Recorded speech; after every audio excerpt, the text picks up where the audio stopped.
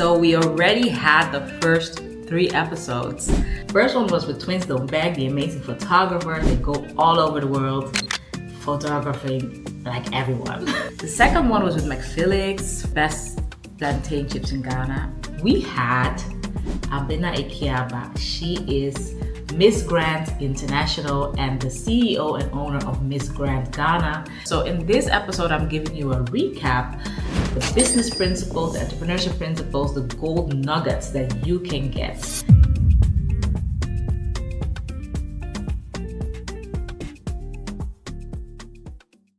Welcome to Gold Circle Podcast. So we already had the first 3 episodes.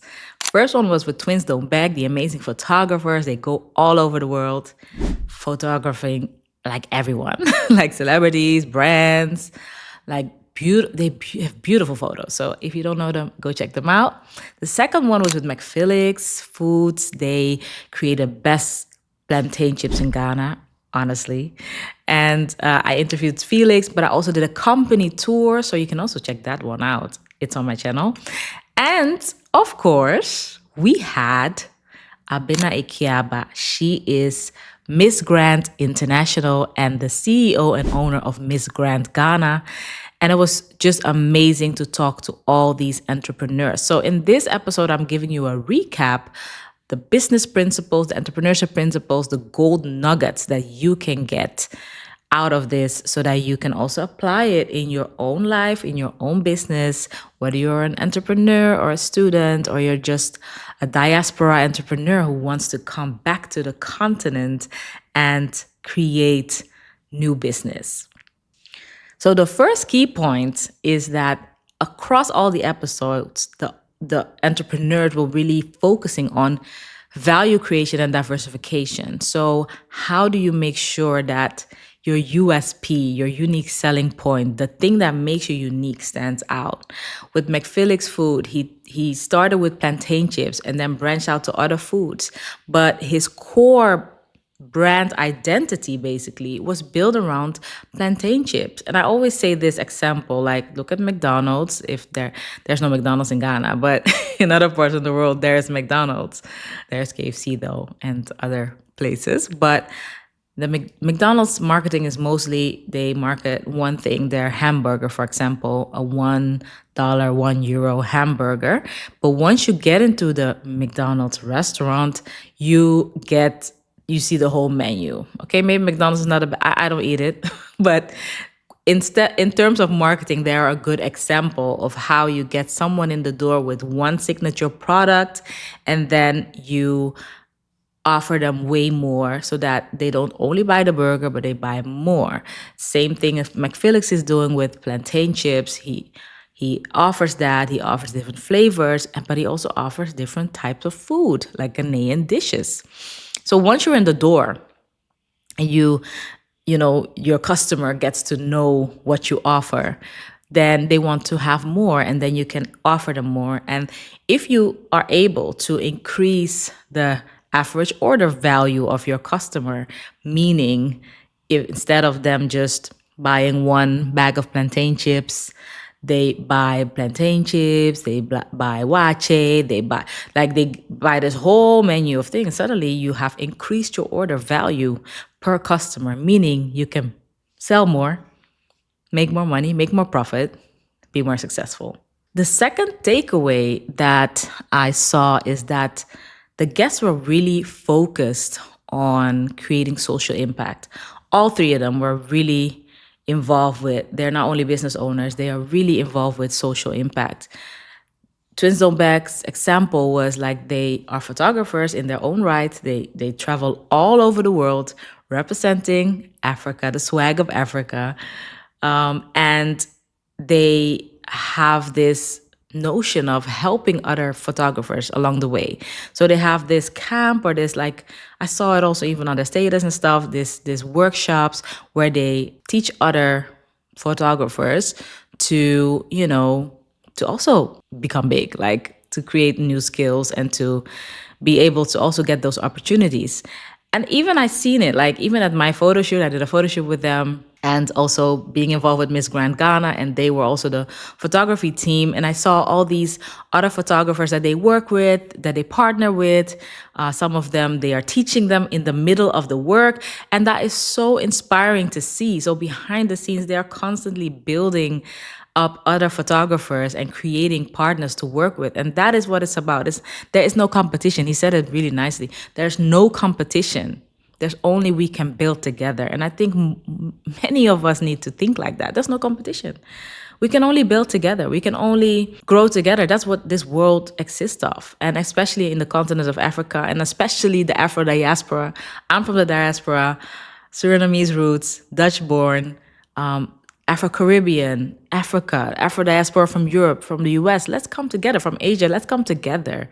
Let's build together. Another gold nugget that, from that same perspective, the social impact, was McPhillips Food. He said that in his journey to build his company, they're even organizing an event to bring the whole value chain together, the whole value chain of the plantain chips industry, from the farmers who grow the plantain to the distributors, to the, they produce it, the production companies, till the, like, people who sell it like abroad or whatever, like the whole chain.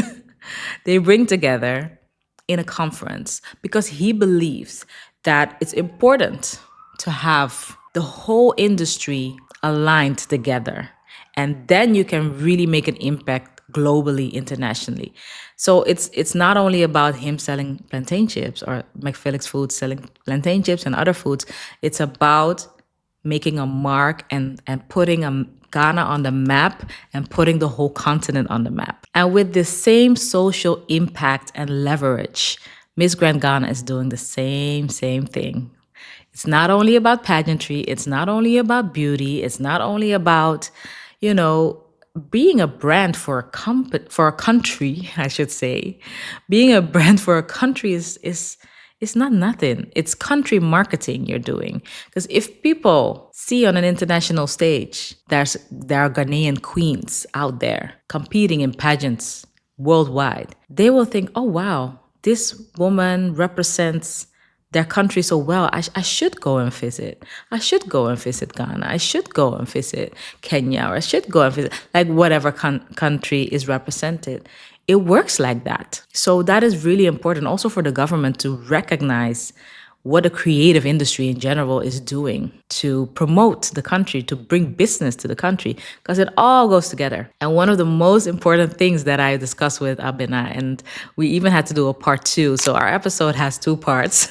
We have the podcast episode with these mics, and then we have a second episode because we forgot to discuss certain things, which was that they had a sponsor, Get Bundy, and there was another one. I'm sorry, I forgot the name. You can watch it in the episode.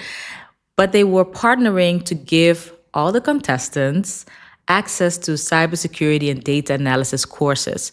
And when they have been through that whole trajectory, they will also get a placement in a job, an international job. So they can work from Ghana and still work an international job, make international, money, dollars, which makes a big difference. And it will empower those ladies, those women, to take care of their families, to take care of their communities, and to be an example, like, it's possible. I think we underestimate also the power of this here, social media, your phone, wherever you're watching this, most likely your phone. If I looked at the analytics on my YouTube, I saw most viewers on their phone.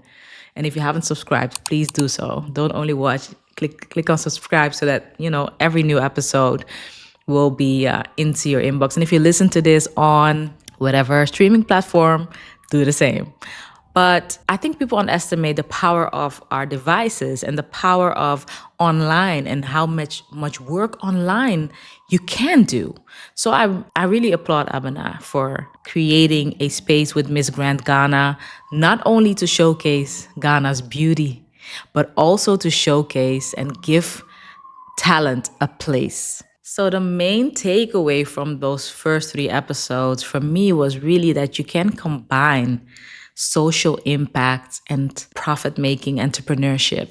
You can combine those. And I think because the continent is it's a community oriented, especially Ghana is community oriented. That can show and shine through into your business. Your business is a community that you're building. It's like a little village, and everyone is eating and making a good life for themselves. And I think that's really important.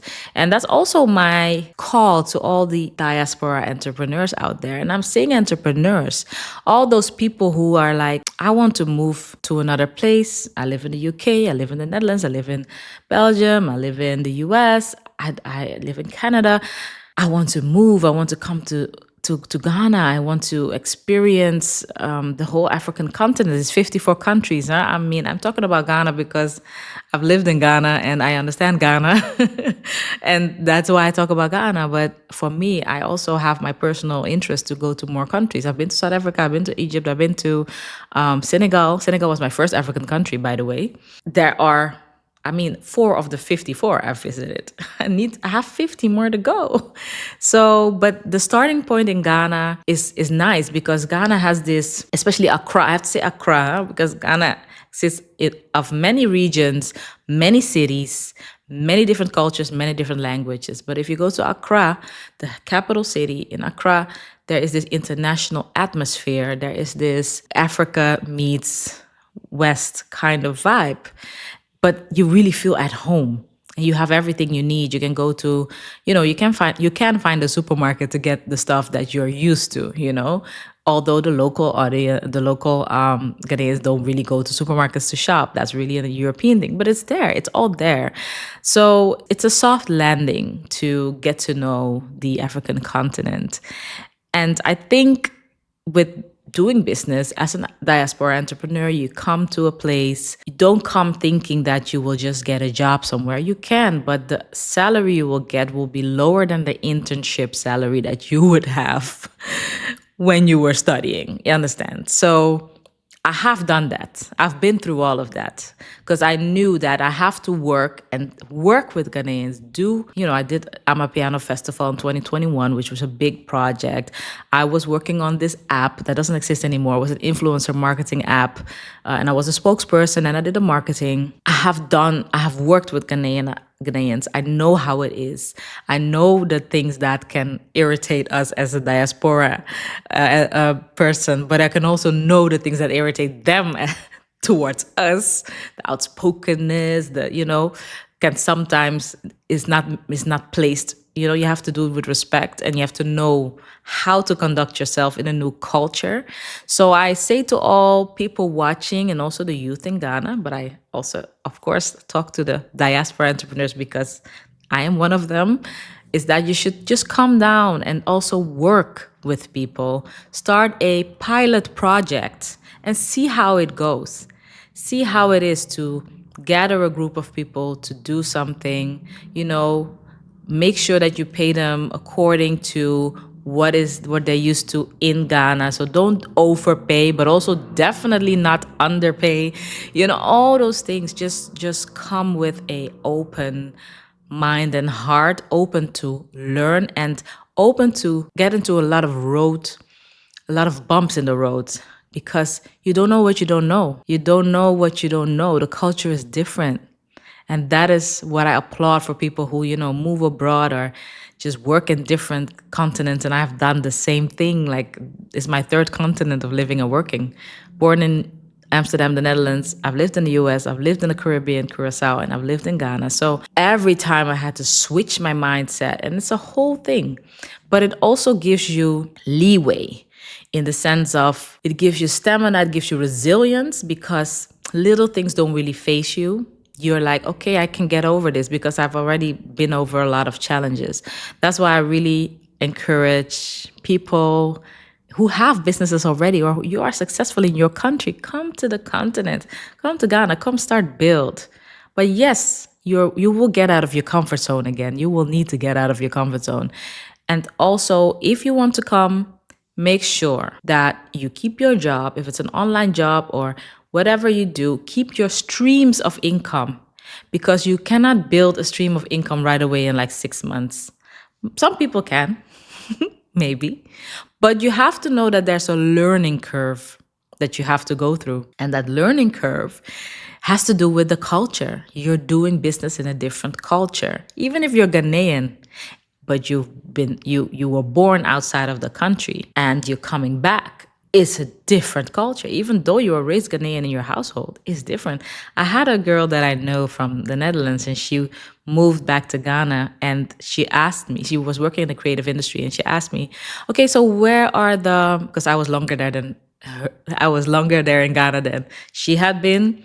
She is Ghanaian, raised Ghanaian, knows how to speak the language, but she didn't know the structure. And she asked me, aren't there grants or funding for creative industry? Because in the Netherlands, we're used to that. I said, no. Doesn't exist. That is not there. Nope.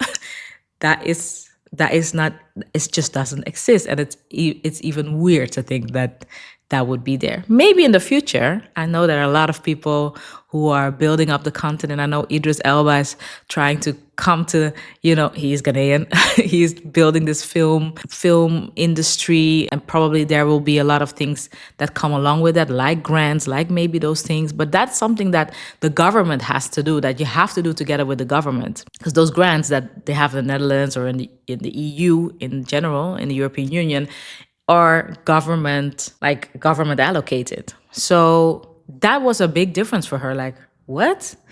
They don't? Then how do they do it? Hustling, making money in every way. Like, hustling is literally you sell on the street products, not crazy US movie things, just normal, from bananas to toothbrushes to books to drinks, making juices, making skincare, doing carpentry, building things, like all those things, like just entrepreneurship, hustling. Entrepreneurship is everywhere in Ghana. In the small, like in every form, it's there. So it's about having that. Or you have, you come from a rich, wealthy family, or you find some investors, like friends who want to invest in you, So, but you won't also go to a bank to get a loan.